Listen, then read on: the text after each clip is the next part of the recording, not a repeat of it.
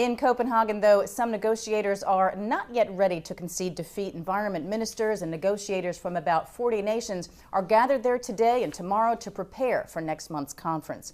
Chairman of the G77 bloc of developing nations and of the Alliance of Small Island States both say a full agreement is not only possible, but desperately needed by their countries, which are most at risk from climate change induced by industrialized nations' carbon.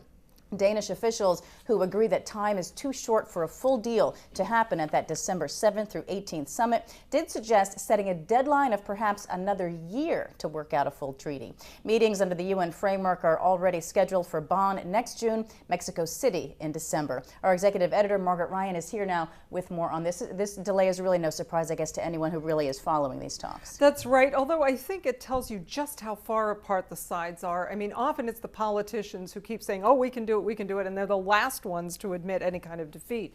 And at APEC, they're saying, however, essentially what we heard Evo de Boer and other top negotiators say in Barcelona: we can get some important agreements in Copenhagen, but simply not the treaty that it was supposed to get under the Bali Action or the Bali Roadmap. Right. Okay. So what is it looking like now as far as what is possible during those 2 weeks? Well, a new architecture for crediting carbon sequestration from sustainable forestry and agriculture. That's one of the big things. It's important to more rural countries because it's a way for them to get funds by creating more sustainable practices.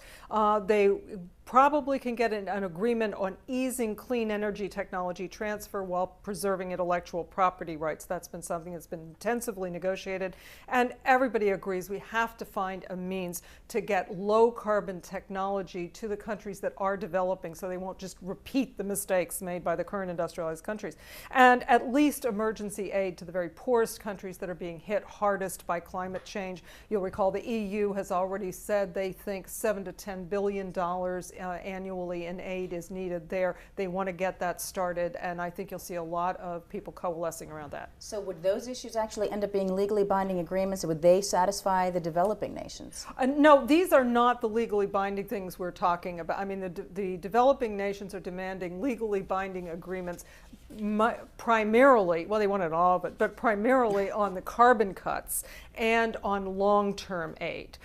These things would be part of any agreement, but it would be less important for them to be legally binding. They would probably become part of a longer treaty. The Singapore statement, you know, talks about politically binding, and that's exactly the verbiage that was floated in Barcelona as a contrast to legally binding. You know, the US and the EU, of course, are saying everybody has to take part in some action, and we know that the developing countries bloc want to keep the Kyoto Protocol architecture in which only the developed nations have legally binding obligations under the treaty. Okay, so what is holding up the agreement on the big issues?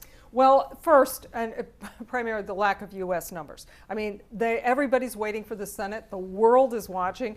Both Evo de Boer and the head of the U.S. delegation in Barcelona, Jonathan Pershing, agreed Obama could come up with numbers if he came as president to the Copenhagen meeting, but it might, like a lot of observers here say, that would likely endanger treaty ratification in the long run by appearing to shortcut the legislative process. And the other point is, of course, even if there were U.S. numbers on the table, the sides remain so far apart. The range of numbers being talked about in the Senate, the numbers being talked about in Japan, even the EU offering to go to 30% is still way short of what are being put forth as non-negotiable demands by the developing nations, who say they want at least 40%. And nobody's talking the kind of money being demanded by those countries. So the positions have seemed in the last couple of meetings to get just even harder, especially in the environmental justice space, this kind of all or nothing thing. You know, I heard Jose Goldenberg, who was environment minister in Brazil. He's held many, many high positions in Brazilian government over the years. And he said, look, this treaty, which was concluded after all in Brazil at Rio, the treaty was intended to curb climate change. And he said it's being totally bogged down because now it's being treated as a treaty to achieve social equity. He said not only was that never the goal, this is not the instrument to do it. This is a bad idea, and in the end we'll get nothing out of it. It was more like apartment house tenants squabbling over who gets the better apartment once the fire is put out, and meanwhile the fire is burning the thing down. Right. And Goldenberg just said, hey, you know, if the scientists are right and we don't do anything, rich or poor, we'll all fry together. Right. Okay, so now we're talking about meetings next year, I guess, after this framework meeting in Copenhagen. Are we talking about meetings that already were scheduled under the UNFCCC, or do you see a new one being scheduled because of this delay? I think because of the delay, people see more meetings being scheduled. The meetings that were scheduled were more routine meetings under the Rio Treaty, Mexico City. And they would have been used to begin to enforce whatever was agreed to in Copenhagen, and now we still need to formulate a new one. Exactly. There probably will be more meetings scheduled in between because more talks are obviously And the next needed. one is June, and after that it's December. So.